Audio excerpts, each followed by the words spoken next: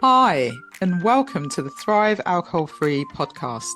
I'm Dupe Witherick, alcohol free wellbeing and transformational coach, and the best selling author of A Cocktail of Clarity, How to Ditch Drinking, Embody a Joyful New Identity, and Thrive Alcohol Free. This podcast will show you that being alcohol free is not what the traditional narrative says. And even though alcohol is so ingrained in our society that it is okay to give yourself permission to stop drinking if you want to. And you do not have to wait until you hit rock bottom. It is certainly not boring, and I believe ditching drinking is just the start to living an extraordinary life. By getting rid of this one thing, it allows the doors to open to endless possibilities and opportunities. Each week, we will have guests on who are at various stages of the alcohol-free journey, from those who are curious to those who have been alcohol-free for years. We will also have experts on talking about different topics relating to alcohol and beyond. Through these conversations, you will discover what it means to thrive alcohol-free. Enjoy. Hi, and welcome to the latest episode of the Thrive Alcohol Free podcast. I'm so pleased that you're here. I hope you've had a wonderful week and you've been maybe doing the Alcohol Free August challenge with me. So we are on day 29 of the Alcohol Free August challenge, which is amazing. So we're near the end. We've only got a couple more days left after this. And so if you are doing it, if you have had, which is probably one of the most tricky months, if you've had most of or all of August alcohol free, you have done amazingly well. It's incredible. 31 days of not drinking. So I'm hoping you're feeling really proud of yourself. And if you started midway through, fantastic. Then I also want you to feel really proud of yourself for starting something and continuing. And I wonder what you're going to do next. So before we get to that, let me just do a quick recap of the last 7 days. So week 4 of alcohol-free August, I went live every day and talked about different things to give you tips. We talked on day 22 about boundaries and how important it is to set boundaries and commit to those boundaries, communicate those boundaries, and be consistent with your messaging around them and the way you treat yourself when it comes to boundaries. 23, we talked about socializing and tips on how to go out alcohol free and feel confident. And then we talked about boredom on day 24, because what you might have found or might be finding is you suddenly have all this time on your hands. So, what do you do with that time? And how do you make sure you're not bored? So, we talked about that. And then day 25, we talked about music and how feel good music can really help boost your mood and get you in the right frame of mind. And then we talked about looking up on day 26 and really taking in what's around you, but also looking up from your phone when your child's speaking to you or when your partner's speaking to you. And then we went on to day 27 and talked about breathing and the importance of the breath. And finally, yesterday we talked about juicing, which is one of my favorite topics. I love juicing. And it's just a really great way to start the day. Maybe have some juice in the day. A green juice definitely helps take away those cravings. And after you've had a green juice, you certainly won't want anything alcoholic. And it just makes you feel so good. So juicing is something that I got into very early on when I stopped drinking. And I just love it. And every now and again, I'll do like a 5-day juice challenge where I juice for 5 days and I feel amazing afterwards. So you can obviously do a lot longer challenge, but 5 days I think is my limit. Anyway, that's the 7 days of the alcohol-free August challenge. So I hope you have found the challenge helpful. I hope you've been doing it, and I'd love to hear your feedback on it and how you found it and what you're going to do next. If you're going to continue on the journey, I do have a couple of resources that I wanted to talk about. So I would like to offer you the online self-paced course, which is a cocktail of clarity. And in time for obviously this ending, I actually have a sale on at the moment, which means you get 70% off the full price.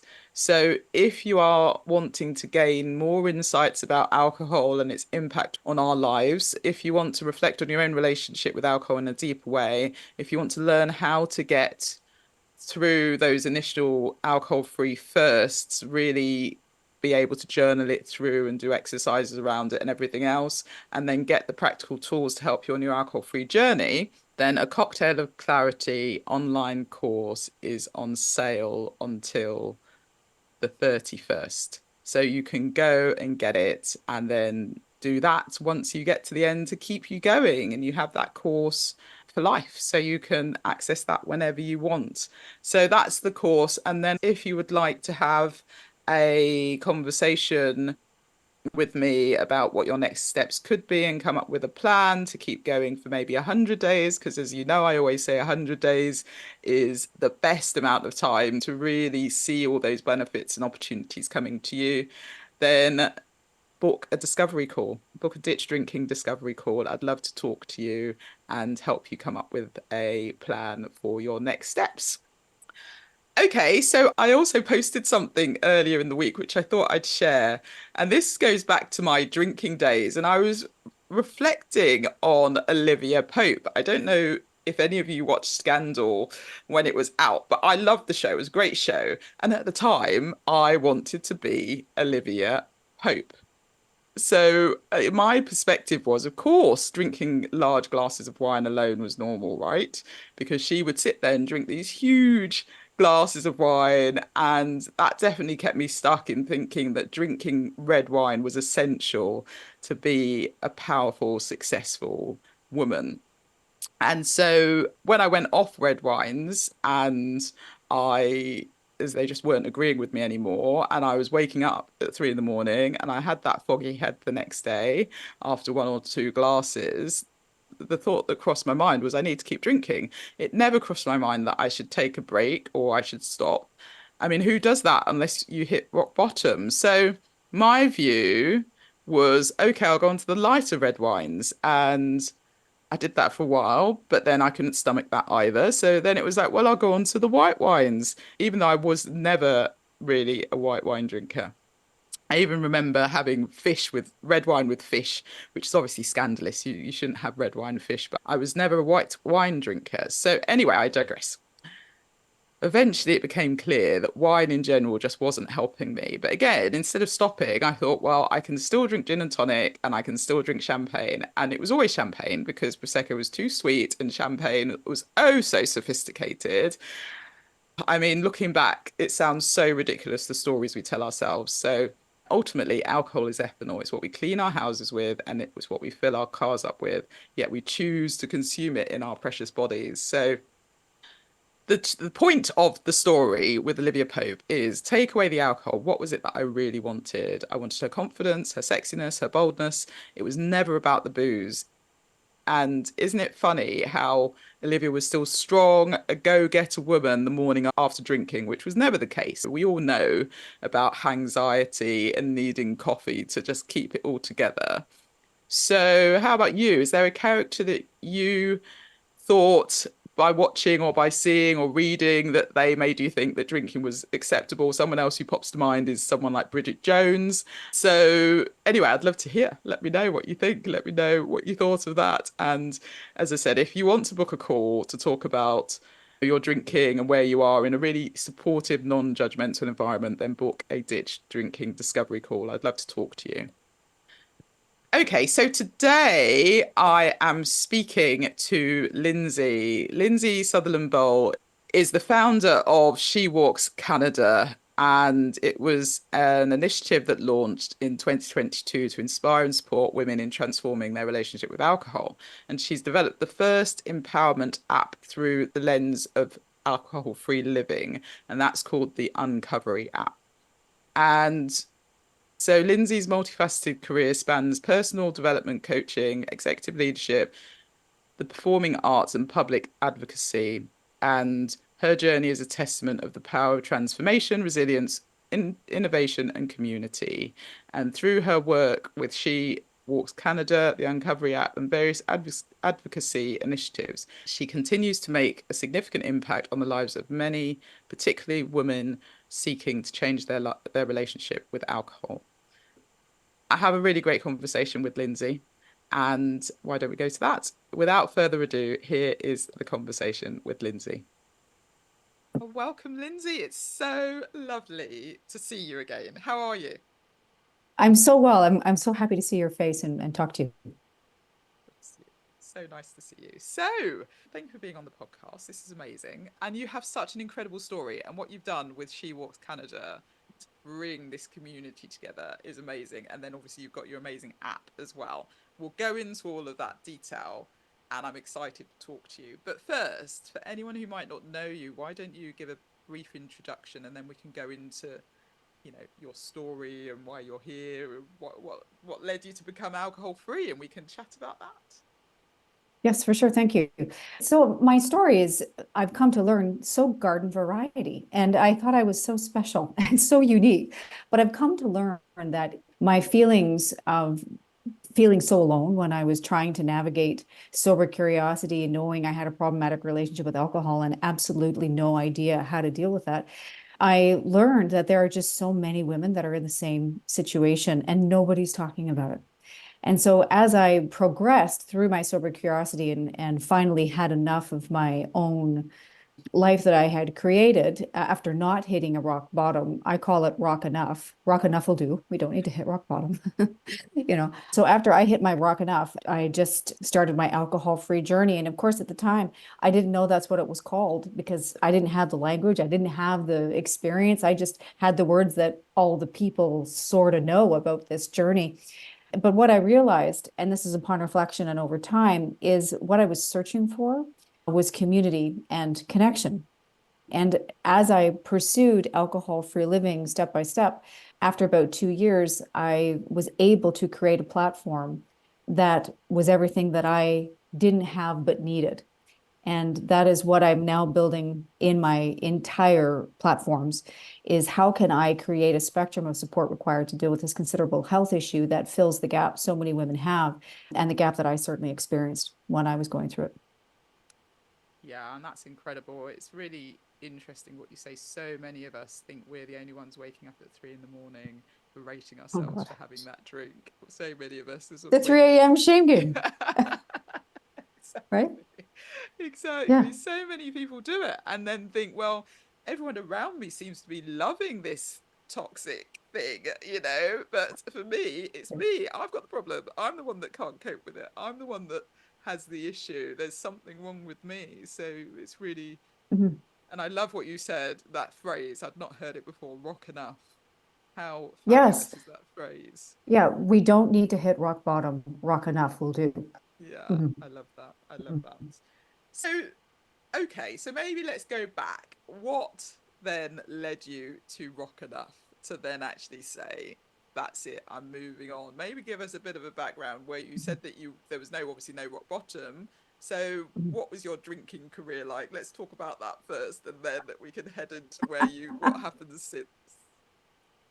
Well, drinking relationship with alcohol began later in life. It began in university, and unfortunately, I spent 13 years there, so I had quite a considerable length of time to pursue that relationship. And I don't really know how it all started. It wasn't some big dramatic event, but what I know is that I lost my career that I loved, that I studied 13 years for, that I had a decade-long career doing, and that was as a performing artist, as an opera singer.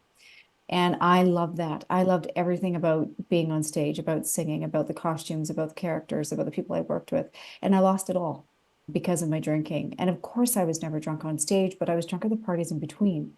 And that's when the relationships are developed. That's when there's discussions about what's next. And the people that are in positions to hire are there. And I screwed it all up.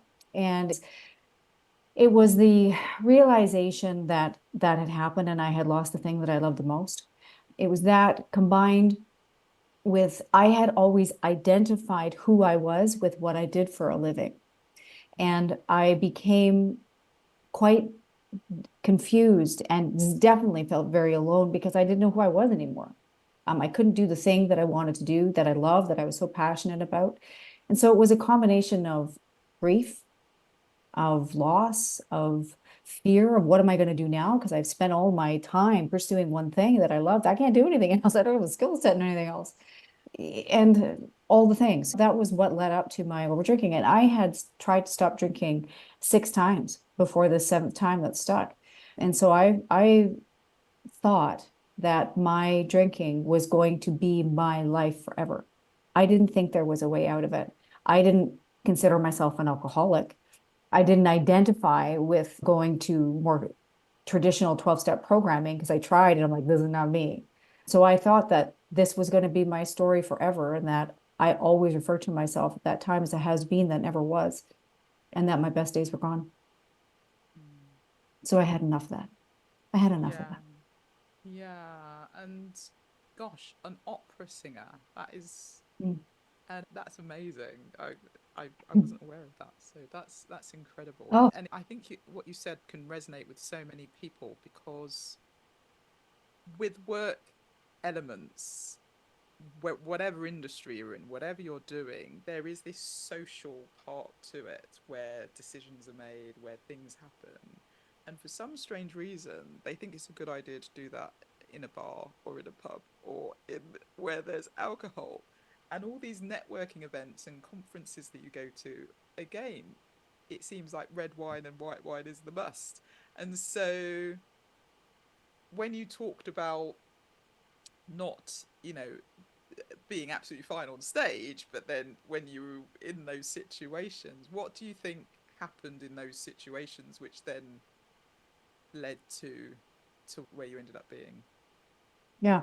Well, the reasons why we drink is to change our emotional state, right? We either drink to up our emotional state or to diminish our emotional state. And for me, in those moments, I did it to elevate my emotional state, to make myself more, in some way, more, more likable, more fun, more, I don't know, bigger, whatever. I don't even know because I couldn't pinpoint it. But I do know that I drank so that I felt larger than life, the person, because I was always cast as like the fun act, like the fun character, the big character, usually not the leading character, but usually the comedic character. And I felt a need to kind of be that. One of my favorite roles was Musetta in La Boheme. I was not Mimi, the one who dies. I was the fun gal. And that was very much who I was. But there was a need for me to be liked. And it sounds so silly saying that, but I'm completely fine with saying everything I truly feel now. But yes, there was a part of me that felt that whatever I was wasn't enough and wasn't going to be liked enough and wasn't going to be employable enough and wasn't going to be whatever enough for everybody else. And so I drank, I think, to make myself believe that I could be. Yeah. And I imagine since not drinking, a lot has changed Oh in my terms God, of it's that so funny. When I perception. hear Oh my God. Okay. So when I hear, because we both would hear it all the time, right? Women will say, well, I can't stop drinking because of my job. Mm. And now upon reflection and over time, I have a very different response to that comment, which I also said. Like I did say, I can't not drink because we got to go to the party. It's like I get it, I said it. But it's a total narrative. It's not a truth. It's a narrative. And I would go further to say that it's actually a blame. And that can come across as a bit jarring for some people. And I get that because I never, ever, ever would have said that about myself at the time. But what was actually happening is I was in those situations. I didn't feel like I was enough. So I drank to make myself more likable. But who said I wasn't enough? It wasn't them. They were hiring me. It was clearly okay, Mm. but I was blaming the situation for my perceived requirement to drink, and it wasn't there. It wasn't there. Yeah. It's interesting what the phrase you just used, your perceived requirement to drink. And I think that's what we all had. I was exactly the same. I worked in a very male dominated environment. I was a management consultant for many years.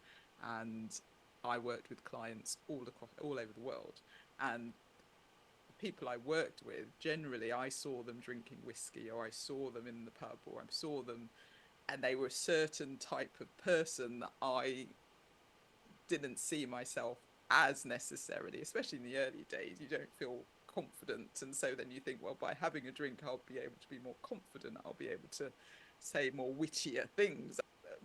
I'll fit in more because that's what everyone else is doing. And it's so easy to get trapped into that, and then that becomes your identity, because then you get known for the person who, of course you're going to have a gin and tonic, or of course you're going to have a red wine at this event, because that's what you do, that's what you drink, and that's what we're going to order you. And then it becomes a repetitive cycle. But I think you're absolutely right. It's all about then taking your responsibility and actually saying, who says this, and is this true? And that's a lot of the, obviously, the coaching that we do, but it Mhm. is taking that step back and not seeing everything as a given, because all of our beliefs are obviously what create our reality. But where did the beliefs come from in the first place?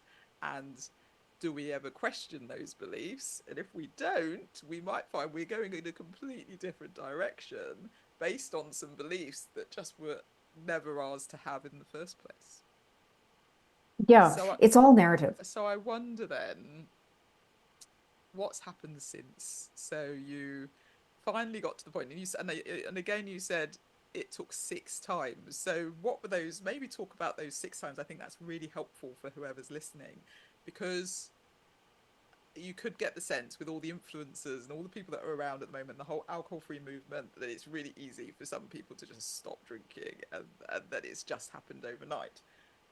But actually, there are going to be, for the majority of us, we've tried to stop drinking at some point, and it's not quite happened, and then we've gone back to it and we've learned something, and then we've tried again. And so I'd love to hear those sort of 6 times, and what changed with the seventh time that actually made it stick. Yeah, there's so much in what you just said. I don't quite know where to start. But I will say, I agree with you. There's a lot of personalities on social media. And isn't that great? Because there's so many different experiences that we have, right? I also agree with you that there's a lot of the, dancing videos about how great alcohol-free living is. And isn't that great? But that is not a reflection of the reality of overcoming problematic relationships with alcohol.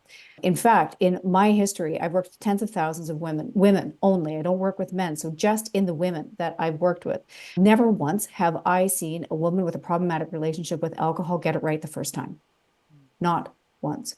And the reason why is because we have absolutely no idea what we need, or we think we are somehow flawed because the narrative we've been exposed to and spoon fed for decades isn't working. We live in an alcohol drenched society where, unless we are pursuing this avenue or we are already around other sober people, we become the odd one out. When we feel, and what we're trying to do is connect with people. When we're drinking, we're trying to connect with people and disconnect from how we actually feel. But when we stop drinking, we're the ones that stop being invited out. We're the ones that get, we're the last woman standing. We're like holding the bag of us trying to get our lives together and do the right thing.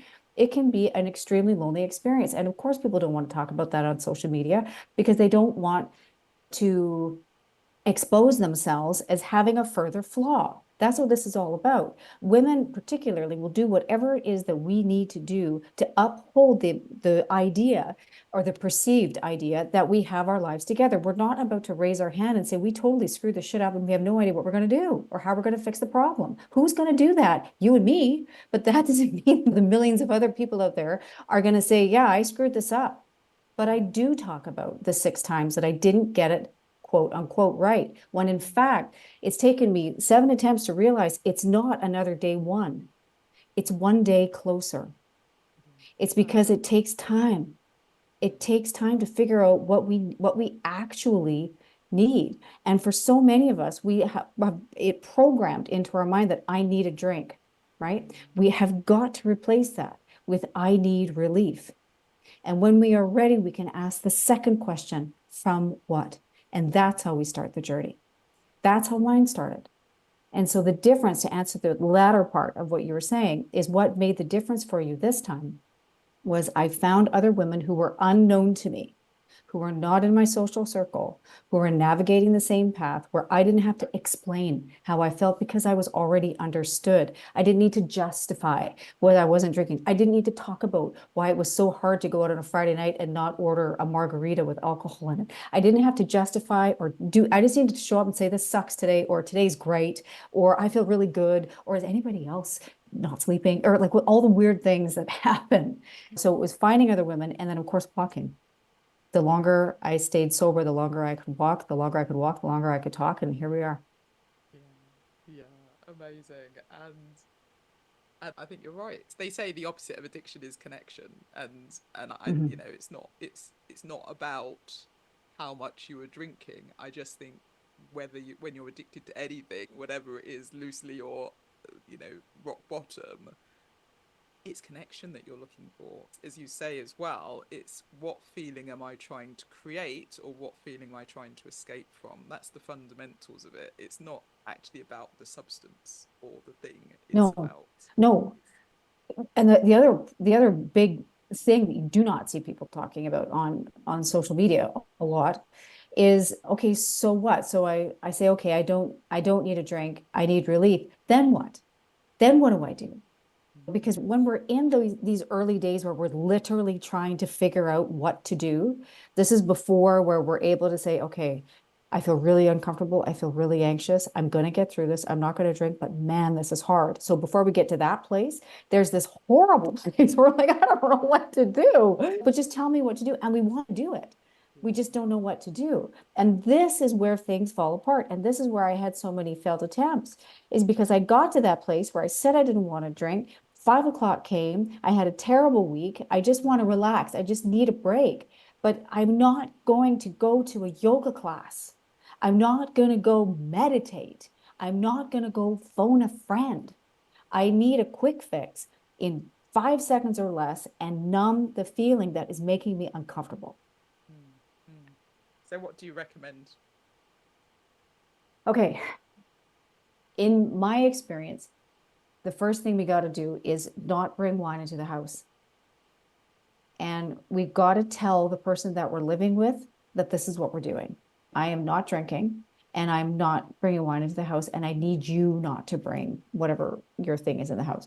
So, first of all, it cannot be in the house. It cannot be in the house. The second thing is that you've got to know, we all know our drinking patterns. When is your witching hour? Is your witching hour 2 o'clock in the afternoon? Is it 9 o'clock in the morning? Is it 5 o'clock? Like, when is it? And then you've got to rework. This is in advance, not in the moment. Nothing happens in the moment. It's all how you lead up to it. What do I have planned for that time? I have got to get away from my kitchen. I always drank in the kitchen. I've got to get away from my kitchen at 5 o'clock. And so I did. I started taking my kid for a drive at 5 o'clock at night. It was the middle of COVID. There was nobody around. It was wild driving around Toronto with like nobody around. It was a bit spooky. But I had to know when my witching hour was. I had to plan ahead and have something else. I always had non-alcoholic drinks in the house, like not non-alcoholic wine, like, or any of that crap. I just mean like completely no booze options. And then I always have my shoes, and I would just leave. I would have to leave the house. For me, it was really tough at the beginning. Mm. Those So are just for some of the things that anyone, I did. yeah, that's amazing. I think that's really helpful. I think for anyone who's potentially at that point at the moment who's listening now, I also think it's really important to be kind to yourself as well, Mhm. because you can, I think they're all really good tips. Yeah. But it's also, if it doesn't quite work out and you do actually have that drink, you can try again tomorrow. You can do something different Yeah. and see if that The other works. thing I want to say is, if you are in the situation where you're at any time and you're like, I want to have a drink and I don't know how to get through this, that means it's working. Yeah. It's working, Mm, because we often think this isn't working. There's something wrong with me. And mm, if we have the thought in our head is, I don't know how to do this, I don't know how to get through this, mm, add, and it's working, mm, and it's working, and I'm on the right track. And this is exactly what is supposed to be happening in my brain. This is exactly what my mind is supposed to be saying. It's working. yeah. Yeah, Mhm. I I said that a lot to myself too. Agree. And I do think, as you say, it's a point in time that it also gets better. So knowing that this too shall pass and it will get better as well, and Mhm, things do, yeah, it progresses. It's mhm, a process. It's trusting the process, isn't it? And mhm. just not being too harsh on yourself along the way as well. Yeah.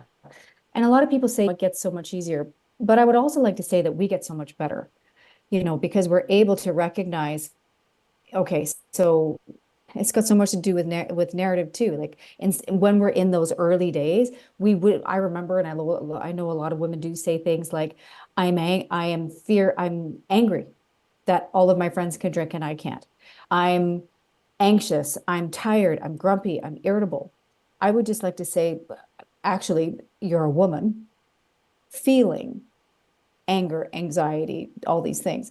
And so when we watch our narrative and be mindful about how we talk towards ourselves and say something like, I'm feeling really mad at my husband, for example, or I'm feeling angry that all of my friends didn't invite me to this thing they're going to on Friday night.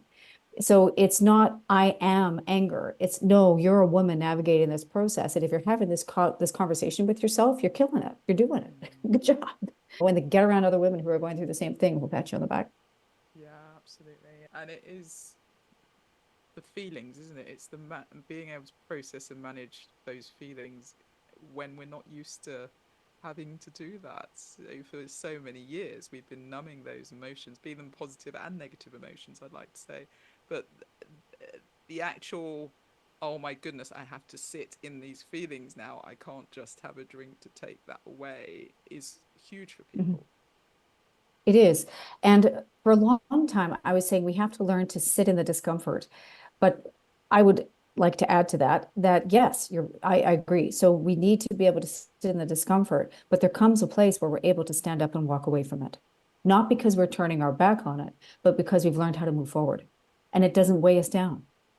Or if it does weigh us down, it weighs us down for like 8 seconds. I know you know what I'm talking about. Like the things that used to bother us Absolutely. so much. It's like we can just turn the page and just get up and go do something else. It doesn't Yeah, bother us it anywhere near what it used it's to. it's amazing, isn't it? Just the difference. And it's about noticing the thought probably now as opposed to letting it take over in any way. Yeah. Yes, exactly, exactly. Yeah. Yeah. Mhm. So you touched on walking, so I'd love to get on to She Walks Canada. Tell us a bit about what happened and how that came about and this amazing movement that you've created, Lindsay, which is just Yeah, fabulous. thank you. So She Walks Canada, as I mentioned earlier, I've gone on in my journey from feeling very alone at the beginning. I wanted to create platforms that filled the needs that I had. And I've come to learn that tens of thousands of women have those needs too. And so what it is, She Walks Canada is, while the name Canada is in there, our participation is only 47% Canadian. Like we have global participation. And what we offer is we walk the walk and talk the talk. We have professional led group coaching calls led by women with the lived experience of overcoming this issue. And so we're all coaches and we all are well into our journeys living alcohol free. And we all share the same mindset, as I know you do, Dupe, in that we are pursuing alcohol-free living. This isn't about just being sober. And both the Uncovery app and She Walks Canada, our idea is that there's 3 phases to this journey that we're on. There's sober curiosity, where we are curious about another possible way after coming to the realization we have a problematic relationship, to the journey of sobriety, which is really just a fancy word for the personal development journey required to remove alcohol from our lives and build a life we don't need to numb out from, as you said earlier. But then there's this other phase that I know you and I agree on as well, which is the pursuit of alcohol-free living. And alcohol-free living is what I think of as the permission to step into the lives that we have built for ourselves, thanks to the journey of sobriety, where we don't need to identify as sober. If that works for us, use it, but it doesn't for everybody. Being in recovery for a lifetime, doesn't work for everybody. And I believe that it's possible with the right tools, the right community, the right all that, that we can turn the page on this chapter of our lives. And having a problematic relationship with alcohol is not an identity, it's a chapter. And so at She Walks Canada, what we are doing is we collectively go on these walks, and this is what we talk about. And so for 100 days every year, we walk a different distance. And of course, when we launched She Walks in 2022, it was during the middle of COVID, and Canada at the time had very tight restrictions. And so, you would understand this, Dupe. When in the month of January of 2022, our premier of our province said to everybody, like, as Christmas vacation was ending, sorry, parents, children will not be returning to classes because we've had another outbreak of COVID. So you're going to need to homeschool for an undetermined amount of time. A week later, I don't know if anybody outside of the United States and Canada heard about this, but there was a truck convoy that went across Canada for all political types of reasons. It was a total disaster. And if you were anywhere near Canada at that time, it was a considerable problem, particularly in our country's capital. It was a real problem. But then Russia invaded Ukraine. And then 3 days later, She Walks Canada was set to launch. So what woman in their right mind would choose this time to stop drinking, right? And so I said to my executive director, whew, it's a bit tight. And he said to me, he's my dad, so he's the token dude. He's the only guy that's involved with She Walks. He's stepped down now, but he said, are you sure you want to launch? And I said, well, we have no choice. Because what I know from sober curiosity is nobody gets this quote unquote right the first time. So let's just start having the conversation. And so we started walking for 7 months. Our goal was to walk across Canada, which was 7,315 kilometers. We did that 3 times in 7 months. And we had helped 600 women in their journeys through our coaching calls. And so we decided to keep She Walks Canada going. And then in our second year, we took it up a notch and virtually walked around the globe. And so now we have participants all over the world who are entering their kilometers from wherever they lived. And as a community, we virtually circumnavigated the globe. And at that point, we had helped 3,000 women. And this past year, we walked in person for the first time with over 250 walks across North America, and we've helped over 16,000 women. So that's She Walks. Mind-blowing. It's absolutely mind-blowing. It's such an amazing feat. I mean, how incredibly proud must you be of yourself to have started something, obviously at what seemed to be perceived to be the worst time. Again, that's a belief. Yeah. But Yeah. ended up just impacting so many women. And it's really interesting because walking in nature and hiking are probably the key things that people get into when they stop drinking. It just seems like across the board, that seems to be the thing people love to do and end up falling in love with, and just being out and having that space seems to do wonders. And we know it's because of the dopamine and serotonin and endorphins that we get from being out in nature, but it does seem to be the thing that people do. And you couldn't have known that really, so that the impact that you would have ended up having. But what an amazing achievement. And since then, you've gone on to Yeah. launch the app as well. Yeah. So you haven't stopped. I mean, this is incredible. No. But yeah. No. And so what ended up happening through She Walks Canada is I was invited to share my thoughts on many news outlets, we could say, that were all over the place, all over the world. And so I became known as a leader in the space.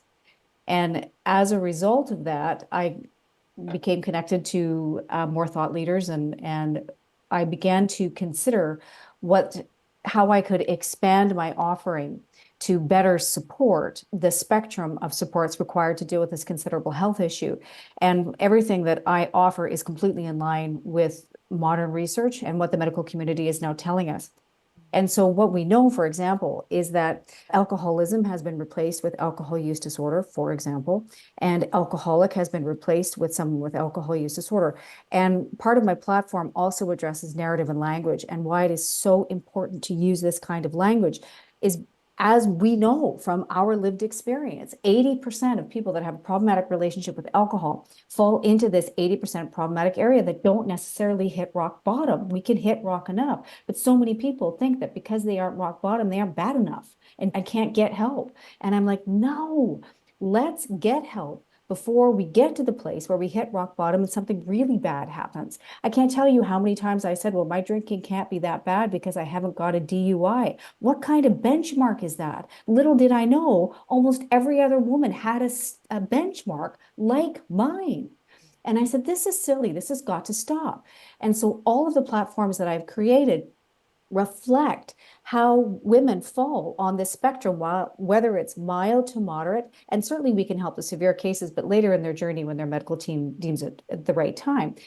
So, so the Uncovery app, which is my app, is very much the language, it's all the language that we're talking about right now, except it builds on what I'm not able to do with She Walks Canada. So She Walks Canada is about walking with communities and group coachings every week, 4 times a week. So it's about talking and walking. That's what She Walks Canada is. The Uncovery app is a much deeper dive into the personal development journey required to overcome over drinking. It is how do we pursue the personal development so that we can get to alcohol-free living? Because remember, sobriety or the pursuit of alcohol-free living is building a life that we don't need to numb out from. Alcohol-free living is building the life that we don't need to be sober from. But how the heck do you do that? And there was certainly nobody to coach me when I was going through it. And that's what the Uncovery app is it's a coaching experience that guides women through the sobriety or pursuit of personal development, through the conversation series, which I give 2 or 3 times a week on whatever the monthly theme is. Tonight, Ann Dowsett Johnston, the author of Drink, The Intimate Relationship Between Women and Alcohol, she is my guest speaker in the guest series. She's a mentor and friend of mine. I'm so happy that she'll be joining me there. There, you can get personalized coaching from me in the app, and we talk to each other via video, and that's how we can communicate. There's 250 educational videos. I wrote a book. It's a masterclass on core values and principles that you can take in small group formats through the app. What I found is that, as I know you know this, when we stop drinking, a lot of us come to the place where we have no idea who we are without booze. What do I like to do? Then we introduce walking and all these things that you're talking about. Who am I? What do I like to do? What's the next chapter of my life? And no, it's not over at 60. Like, it's an open door. And so 80% of people don't know what their core values are and can't say what their core values are in one sentence. And only 2% of those people have core values that they have uncovered themselves rather than adopted by their culture, their gender, their family. And so the masterclass is on who am I and how do I become the person that allows me to step into alcohol-free living so I can live the life I came here to live. So the Uncovery app's got a lot going on, and our reviews have been really stellar so far. So I'm so thrilled. How amazing. And for me, it's so true because I personally think being alcohol free is all about personal growth and transformation. That's fundamentally what it is. So the fact that you now have an app with all these personal development tools and the core values is a key part that I coach on as well in the freedom phase of my Thrive AF method. And it's so important because I think our values are something that we don't really dwell on. We sort of think these are our values or these were our values 10 years ago. And so we stuck with these values and we never think about them. Certainly never live them out either. But actually, when you become alcohol free, your whole perception changes and you do start questioning what are my values now when you have felt your identity has been in this beverage and that your whole way of being is surrounding, this one thing. Who am I now? What am I? To your point, what do I like to do? What don't I like to do? But the values piece is really key. How have people found that? And based on your experience with the app? So when I beta tested the app, I beta tested a few different versions of this masterclass. So I gave the book and I gave the video classes to people and say, okay, take this. And then I did a one-on-one in personalized coaching, right? And then I delivered it through small group coaching. And by far, it was, of course, the community aspect that was most rewarding for the participant because it was most memorable. As you know, going through this kind of work is an emotional journey and it can be a little bit exhausting sometimes. So it's just nice to sit back and watch somebody else go through it. But at the same time, you're learning about yourself and it's as you know, when we are in these community type settings, not only are we showing up to be supported, but it's in these meetings that we learn how to listen. We learn how to be compassionate. We learn how to support without feedback, without needing to talk or any of that advice crap. We learn how to be really, really good humans. And it's in that experience where we become these supporters of other people.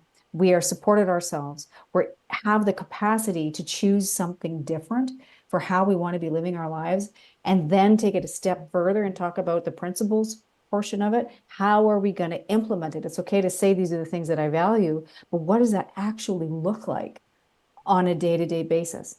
No, it's a game Yeah. changer. It's a total game It changer. it really is. It's the living and embodying those values which changes everything, because it's all well and good, as you say, putting it down on paper. These are my values, or saying in your mind, these are my values. But are you living those values every day? Are you actually thinking about them on a day-to-day basis? Because that's what then leads to the fundamental change and the enjoyment and thriving, as you know, thriving alcohol free for me. So yeah, we're completely on the same page. And so, how do people find the app? How do people get in touch with you? Let's Mhm. know. So right now we are offering a 7-day free trial of the app. And when they said, well, what do you want to offer for free? And I said, the entire thing. So the Brilliant. entire platform is Mm. available for a 7-day trial. And that means you can get your coaching from me. You can access the community calls. You can access the conversation series. You can watch all the videos. Like, it's all there. And so you decide for yourself. So you go to the uncoveryapp.com. You can download from there or from your app store, whether it's Android or smartphone or iPhone or whatever. And you can download the Uncovery app there. You can also follow us on Instagram. It is a new account. So my bigger following for sure on Instagram is She Walks Canada. You can follow She Walks Canada there, and you're welcome to join wherever you are in the world.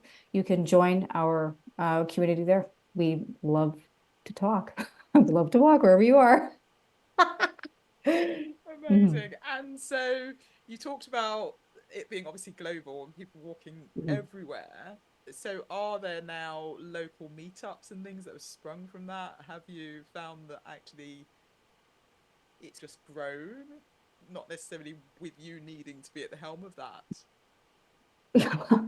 Well, it's to be completely honest, it's bigger than what I can handle. It's a big deal. So in North America, we absolutely have these meetups, and our plan is for it to be an absolute global situation.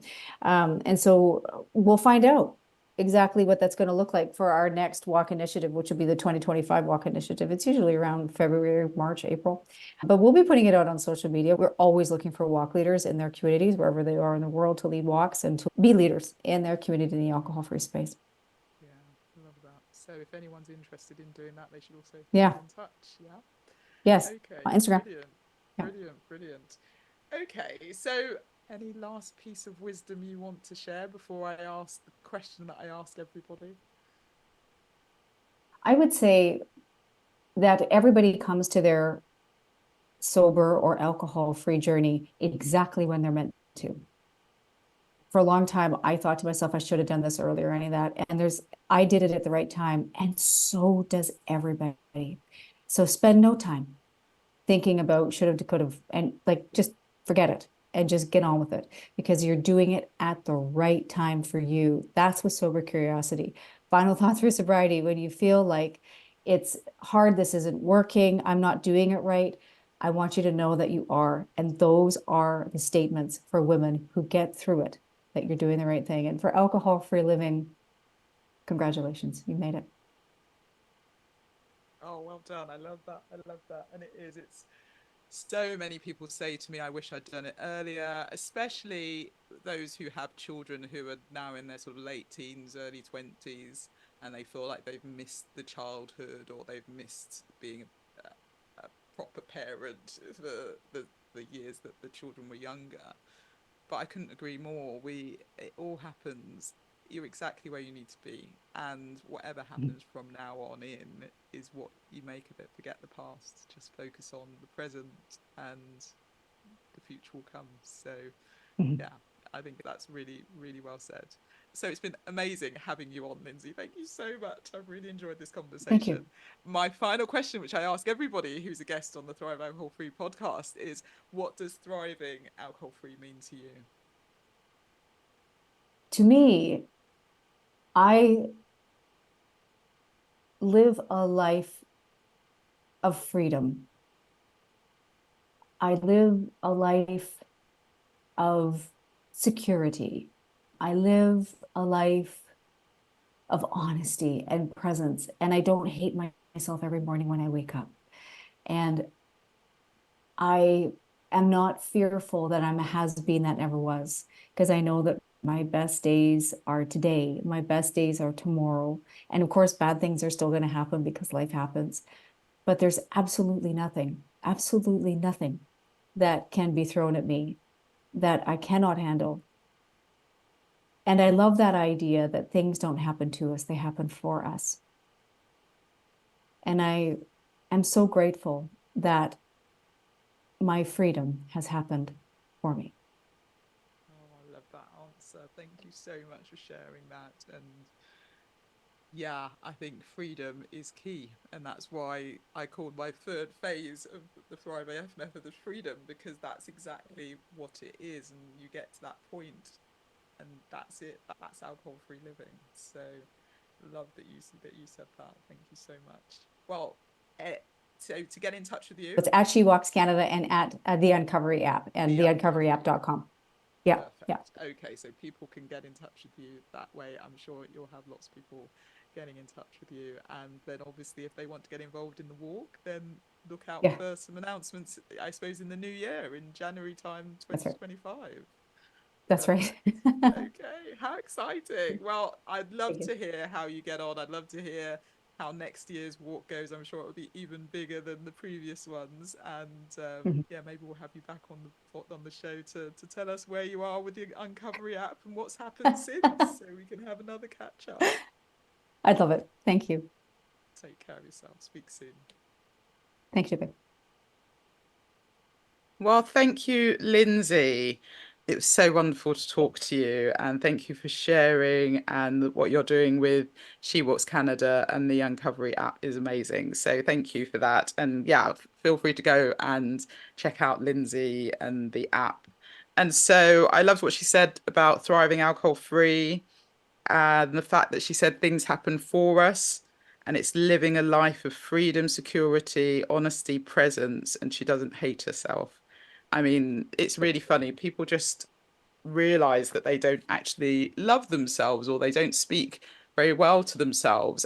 Being alcohol free helps you really get back to you and who you are and your authentic self and begin to love yourself again. So I'm excited if you are on this journey, if you've been doing the alcohol free August challenge, if you're thinking, actually, I've been inspired, so I'm going to start in sober September, then take a break and wonders will happen. And as I said, if you want support, you can get the online course 70% off at the moment. And you can book a ditch drinking discovery call with me. Okay, well, I hope you have the most fabulous week and I will speak to you soon. Take care. Bye. Thank you so much for listening to the Thrive Alcohol Free podcast. If you enjoyed the episode, please subscribe so you get alerted every time I drop a new episode. I'd love it if you could rate, review, and share this episode. Feel free to tag me on Instagram at Thrive Alcohol Free and follow me for daily tips. If you would like to work with me, I offer one-to-one coaching sessions and have my group coaching program. If you're not yet ready for coaching, I also have a self-paced online course, which is a companion to my book, A Cocktail of Clarity. All the links are in the show notes. I will see you in the next episode. Have a wonderful week. Take care.